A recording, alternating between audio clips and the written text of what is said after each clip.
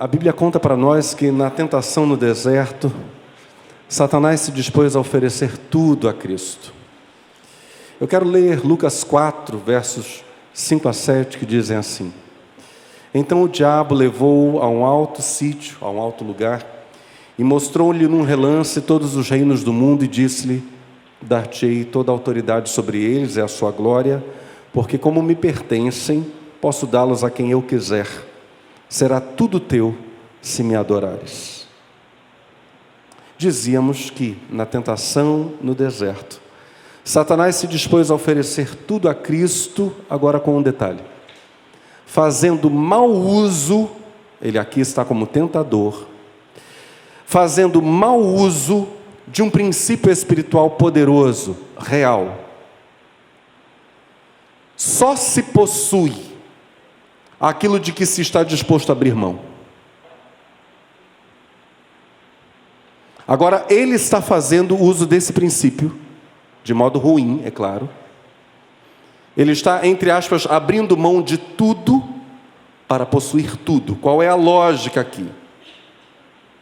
O tentador oferece a riqueza e a autoridade dos reinos deste mundo a Jesus com um único propósito: manter essa riqueza e essa autoridade sob seu governo maligno, debaixo de seu governo maligno. Se Jesus se submetesse a Satanás para obter poder, ou riqueza, ou o que quer que fosse, Satanás, no fim da história, teria a seus pés Jesus e todos os reinos deste mundo. É claro que esse princípio de que só se possui aquilo de que se está disposto a abrir mão, ou seja, se eu tenho alguma coisa da qual eu jamais abriria a mão, na verdade eu não a tenho, ela me tem. Não resta dúvida de que esse é um princípio que Satanás espera que todos os seres humanos esqueçam.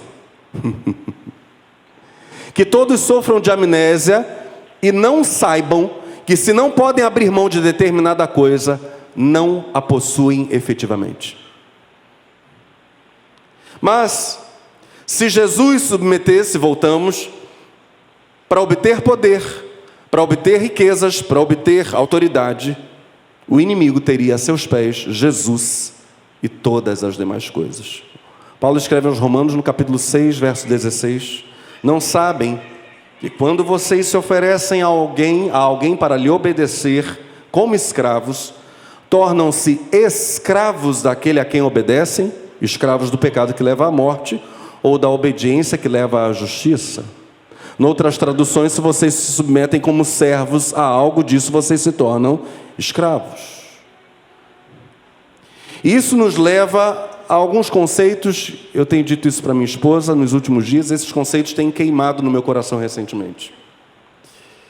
Eles podem ser resumidos em 3 afirmações. Existem aqueles que querem Deus. Existem aqueles que querem poder de Deus. E existem aqueles que querem poder.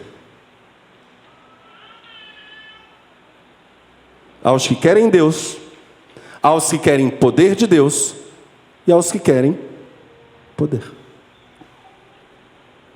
Desses 3 grupos, os que querem Deus, os que querem poder de Deus e os que querem poder apenas, desses 3, apenas o primeiro, só o primeiro, aqueles que querem Deus, só esse grupo está correto.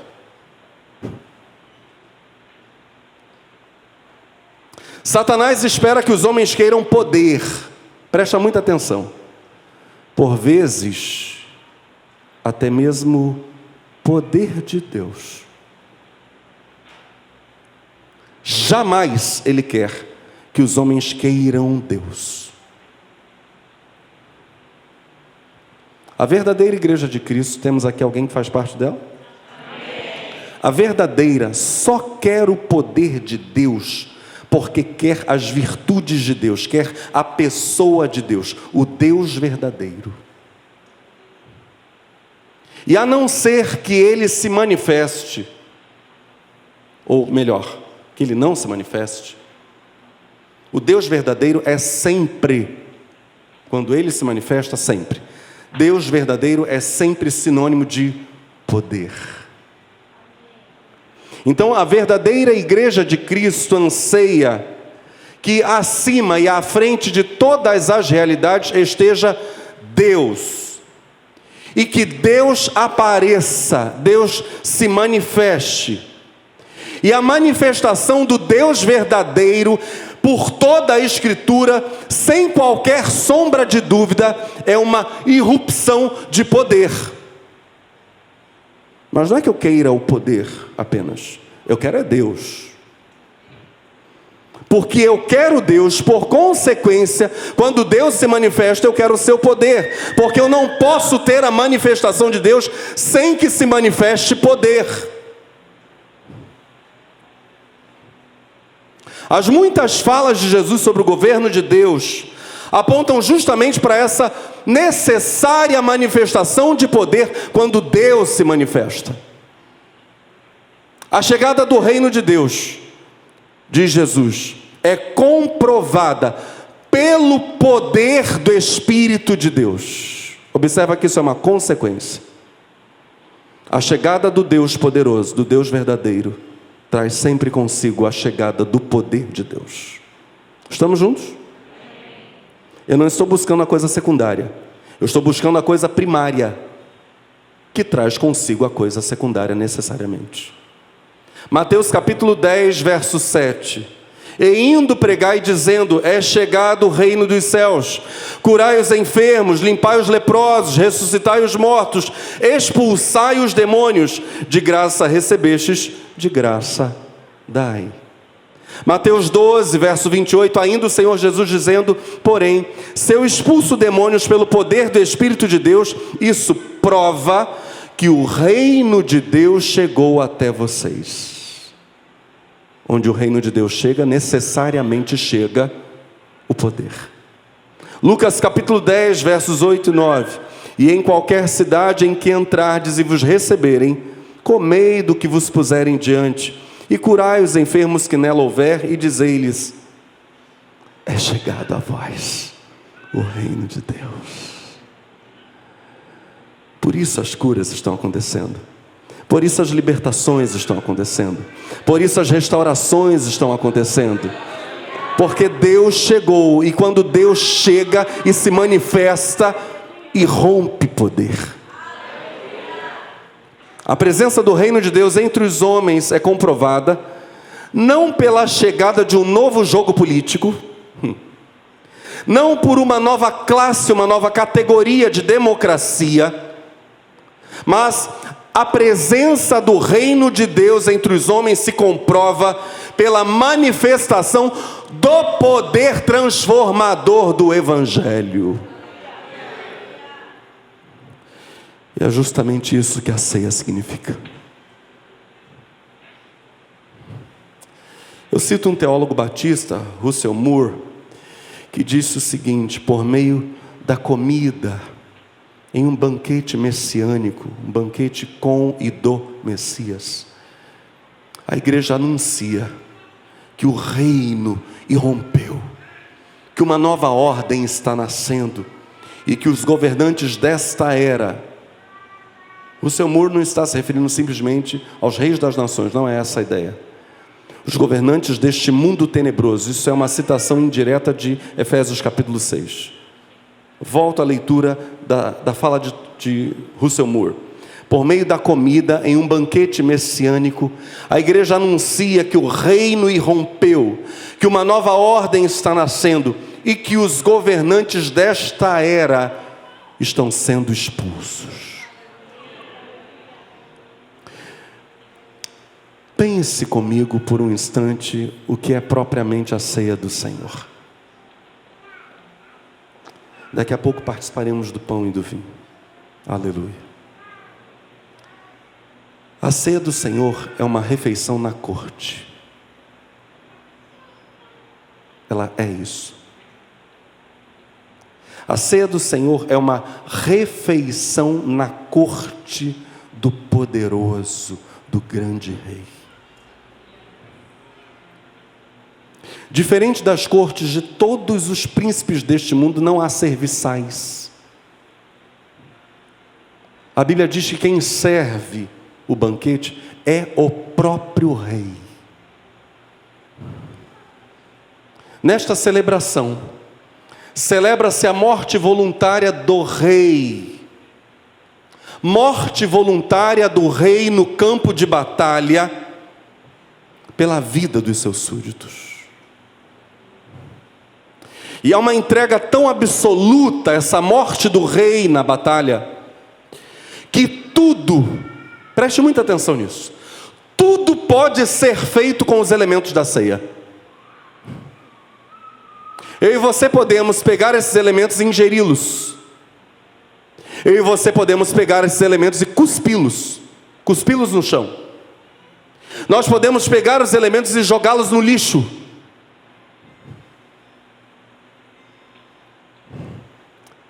Eles podem ser ingeridos por pessoas que amam a Cristo, ou podem ser ingeridos por pessoas que o rejeitam. Ou seja, na total liberdade da participação, evidentemente com diferentes consequências, está representada na ceia do Senhor a entrega absoluta do Filho de Deus a mim e a você.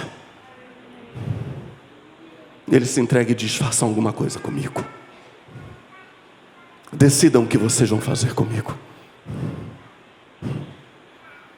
Isto é a ceia do Senhor.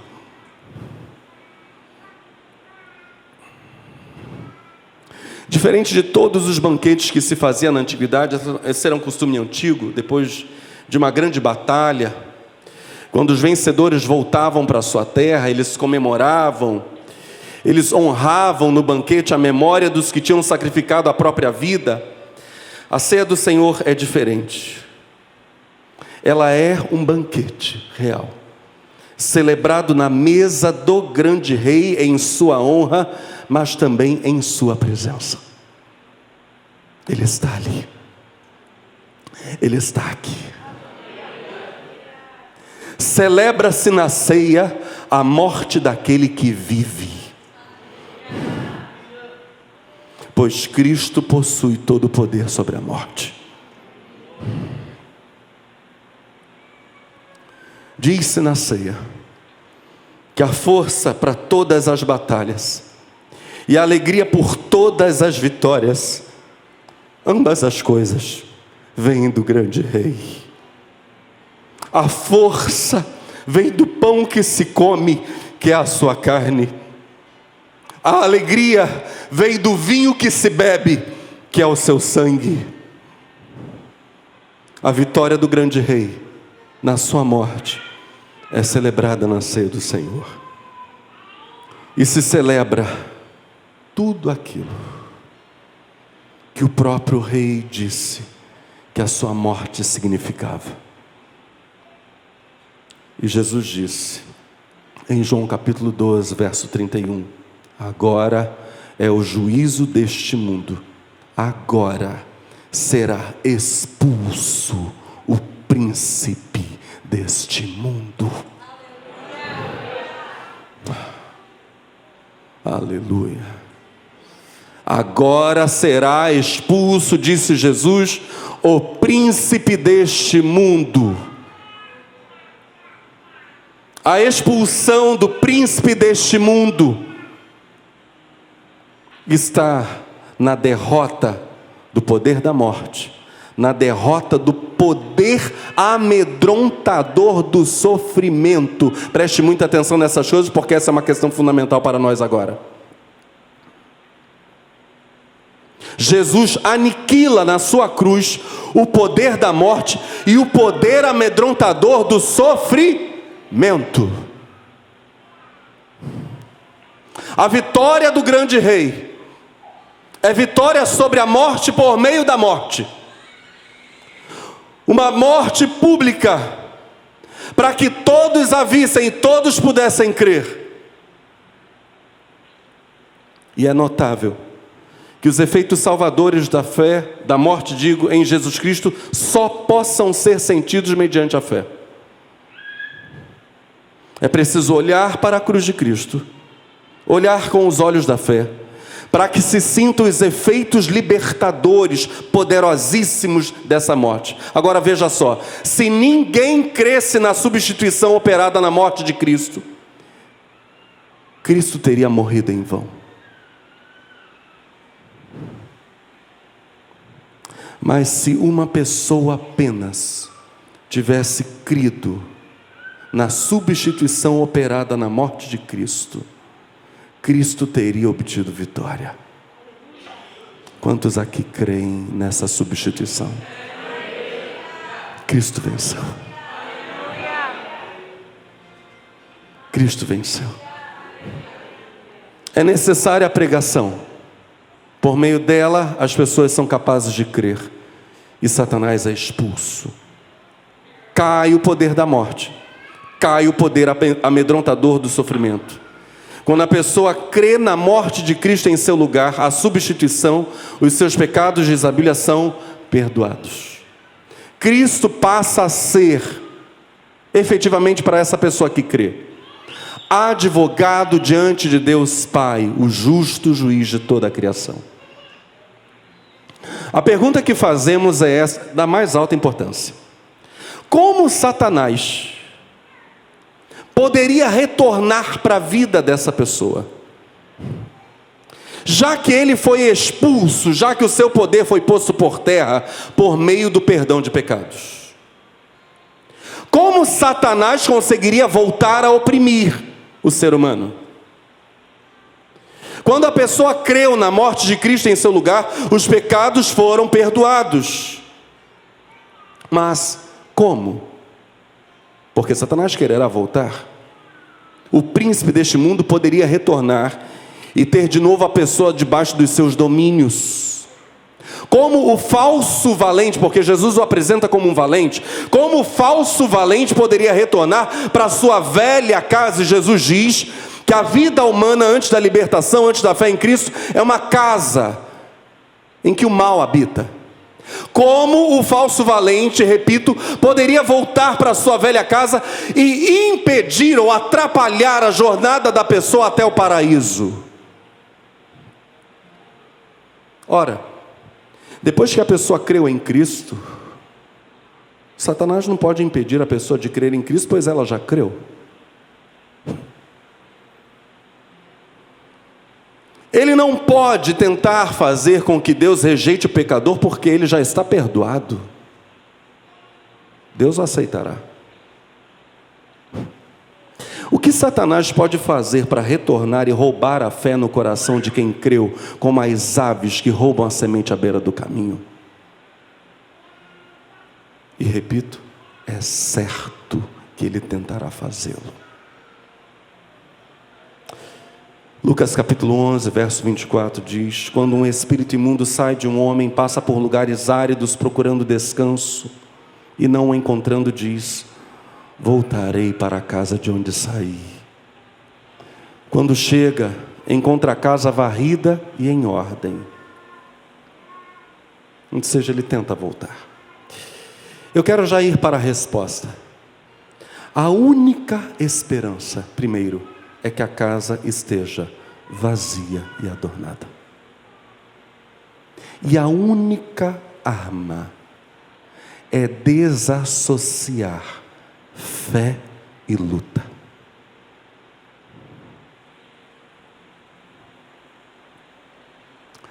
O inimigo precisará fazer com que o crente pense que a fé traz somente acomodação e tranquilidade. A fé é apenas algo para o bem-estar. Ele tentará fazer isso. Preste muita atenção. É preciso lembrar continuamente que a fé traz alívio, amém? Mas também traz padecimento. Eu gostaria que você repetisse esse princípio comigo. A fé traz alívio e padecimento. É exatamente isso que Paulo diz aos Filipenses no capítulo 1, versos 27 a 30. Fé traz alívio e fé traz padecimento. Contudo, diz Paulo, devem conduzir-se sempre conforme o Evangelho de Cristo. e quer possa ou não ir visitar-vos, que aquilo que se diz a vosso respeito seja que continuam unidos espiritualmente, combatendo juntos no mesmo propósito de espalhar a fé que nos vem pelo Evangelho de Cristo. Não tenham receio dos que resistem. Esse é o sinal de que caminham para a perdição. Mas para vocês é a indicação que da parte de Deus vos é concedida a salvação. Porque vos foi concedido em relação a Cristo, não somente crer nele, como também padecer por ele. Estamos, diz Paulo, vocês e eu, empenhados no mesmo combate. Combate que me viram sustentar no passado e que, como sabem, continuo a travar. A luta, diz Paulo, não acabou. A fé traz alívio, mas a fé traz padecimento, porque você está numa zona de guerra. Isso traz, no mínimo, desgaste. Eu dizia, o Espírito Santo e eu, que Satanás tentará roubar do coração do crente, da pessoa que creu em Jesus, a noção de que fé é acompanhada de luta, de batalha. E a minha fala não tem absolutamente nada de pessimismo. A fé traz alívio e traz padecimento, e nós veremos se é um padecimento útil, nobre, bom. Mas precisamos fazer outra pergunta. Como seria possível, fazer com que um soldado, na zona de guerra, no campo de batalha, esquecesse que está em combate? Isso é uma coisa completamente estranha. Quem aqui está na zona de guerra? Todos nós. É muito, mas muito estranho mesmo, alguém no meio da guerra espiritual esquecer que está em guerra. Como esquecer? O que faz com que alguém possa se distrair?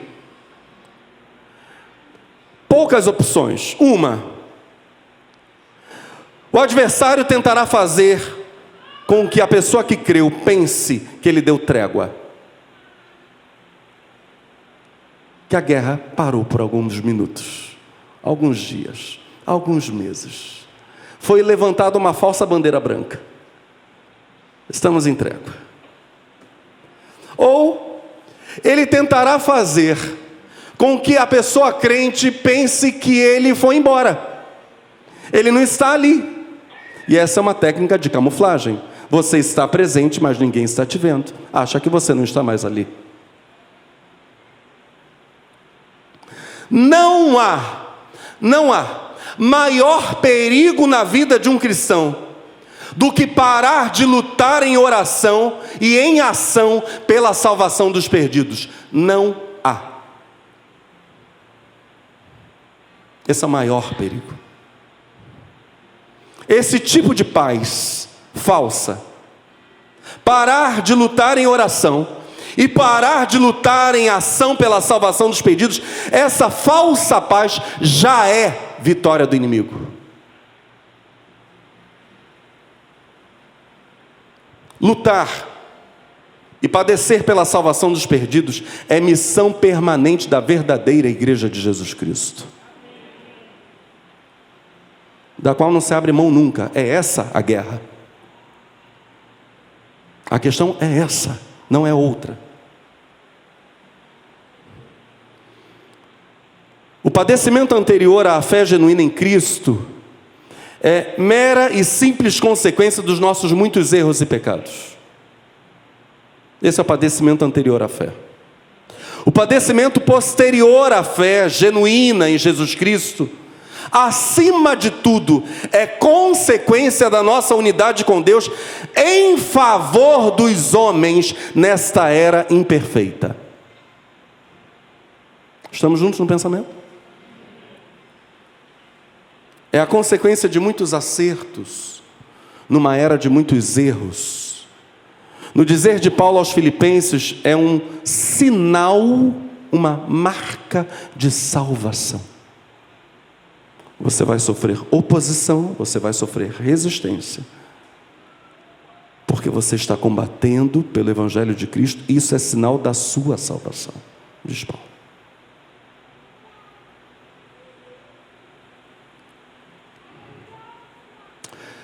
Consequentemente, caminhamos para o final desta mensagem.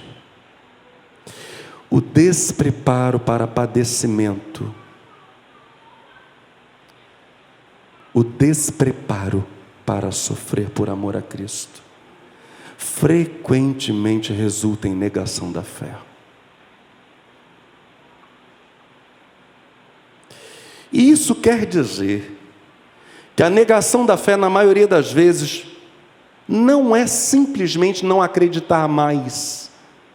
Não se trata disso. Na maioria das vezes, quem nega a Cristo ainda crê. Você ouviu essa frase?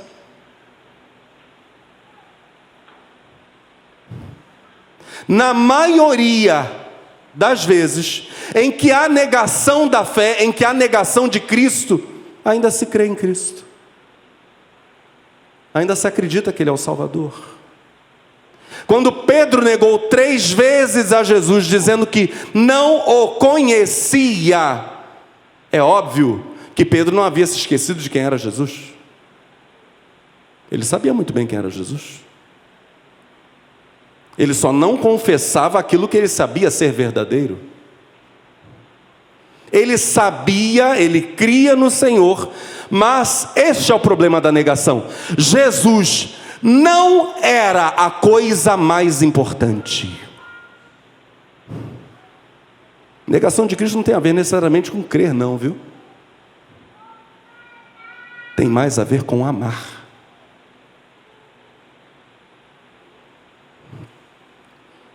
O que Pedro mais amava naqueles momentos era a sua própria pele. Ainda que ele acreditasse em Jesus.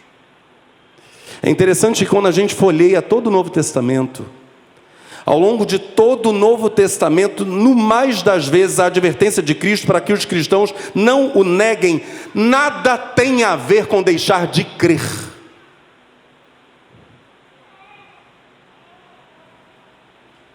Olhe, por exemplo, as 7 cartas de Jesus Cristo aos pastores das 7 igrejas da Ásia Menor, no início do Apocalipse. A advertência de Cristo não é que os cristãos não deixassem de acreditar, que os pastores não deixassem de acreditar, não é isso. A advertência de Cristo, sobretudo, é que eles não o deixassem de amar. Amá-lo acima de si mesmos. Amá-lo mais que tudo. Essa era a advertência de Jesus. Eu sei que vocês creem em mim. Eu sei que vocês sabem que eu sou o Salvador. Eu sei disso. Mas não deixem de me amar sobre tudo.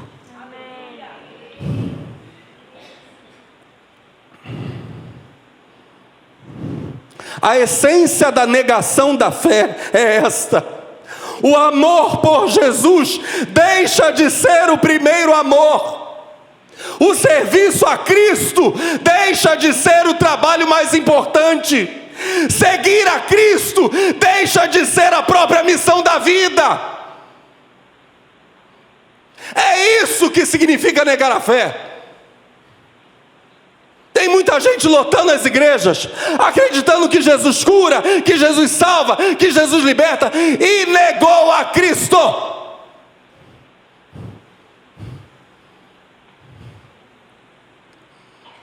Não confunda essas coisas.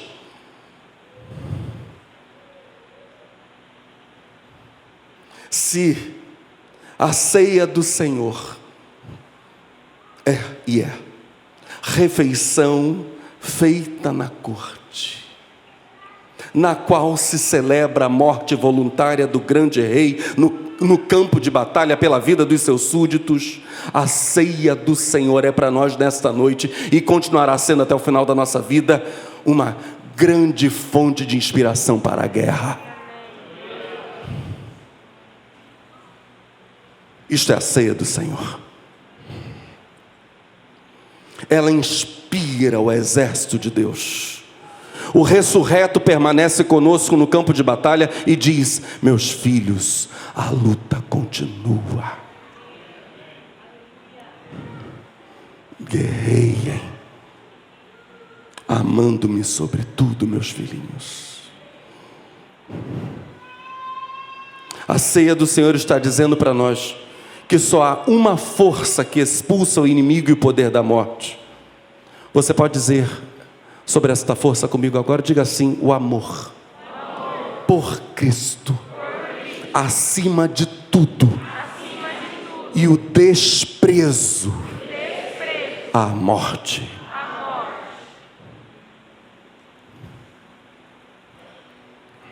É isto que nos ensina a ceia do Senhor, da qual, diz Paulo, não devemos participar indignamente. Pelo poder do Espírito Santo, a ceia nos cativa o coração, a ceia captura os nossos músculos, a ceia coloca o nosso corpo de pé para a luta. Santo Agostinho diria que a ceia é a forma visível de uma graça, de um dom invisível. Ela nos dá coragem para agirmos como os cristãos perseguidos. Eu quero encerrar com essa história real de coragem de uma mulher. Agora, dia 15 de outubro, a Missão Portas Abertas tornou pública a história dessa cristã chinesa. Um pedacinho apenas de sua história, evidentemente. O título da reportagem é Cristã presa por organizar igreja doméstica na China. Xiao, ela tem quase 40 anos, e quando viu um guarda entrando em sua casa, não hesitou em afirmar que ela era a responsável pela reunião. Ela disse: eu sou a dona desta casa e a responsável pelo culto. Minha mãe está doente, por isso convido meus amigos para que venham aqui e orem por ela. Sou a única responsável. Chega a polícia e Xiao diz: sou eu a responsável, podem me prender, sou eu. Portas Abertas nos conta que Xiao esperava já que esse dia chegasse. No contexto de perseguição na China, era apenas uma questão de tempo até que o grupo caseiro, liderado por Xiao, fosse descoberto. O mesmo já havia acontecido em outras igrejas domésticas, mas apesar dos riscos, a igreja tinha feito um cronograma de cultos para evitar que todos fossem presos de uma única vez. E eles tinham feito também um acordo de que apenas o líder se responsabilizaria e enfrentaria a consequência da reunião clandestina de culto. No caso, apenas essa irmã, Xiao. O aumento da pressão na China desafiou os cristãos, mas também permitiu que o Senhor desse sabedoria e criatividade às igrejas para sobreviverem clandestinamente. No centro de detenção, conta a reportagem, Xiao viu o agir de Deus. Ela olhou para a cela e não viu limitação.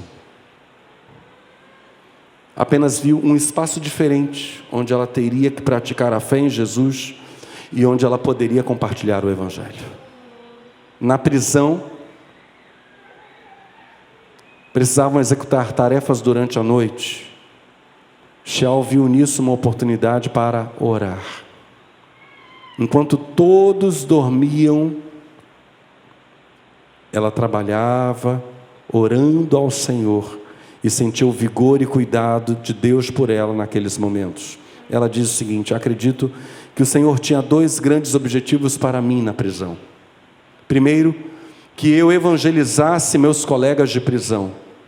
Eles precisavam ouvir as boas novas.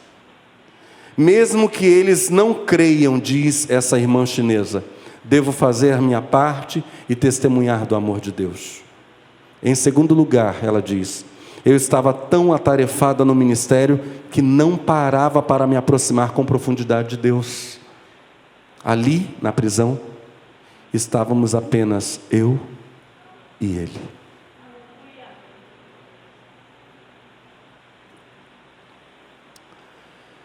João Calvino, o grande reformador, dizia acerca da ceia, e já preguei há algum tempo aqui sobre a nossa compreensão de que a ceia transmite bênção especial, sim. Portanto, pode ser tratada como um sacramento, não como algo que transmite graça independente da postura da pessoa que participa, mas dependendo de fé. João Calvino, reformador, dizia da ceia e de outros sacramentos o seguinte: se falta o Espírito, os sacramentos não podem alcançar nas nossas mentes nada além, se falta o Espírito Santo, nada além do esplendor de um sol que brilha sobre olhos cegos, ou uma voz que soa a ouvidos surdos. O detalhe é que o Espírito Santo está aqui, Jesus está aqui, e é importante que nesta noite eu e você, a mensagem é primeiro para mim, viu? O primeiro a receber essa palavra sou eu, não é você. Esteja certo disso. Primeiro essa espada cortou o meu coração, depois o seu. É necessário que nesta noite eu e você nos rendamos ao Espírito Santo e digamos para Ele: Senhor, faz meu coração arder de amor por Jesus Cristo, meu Salvador. E mantenha-me de pé, ó Espírito de Deus, para a glória de Deus, o Pai. Mantenha-me de pé, Senhor, confessando a Cristo nas guerras da vida, confessando a Cristo e amando a Cristo por todos os dias que virão. Por favor, fique de pé no seu lugar.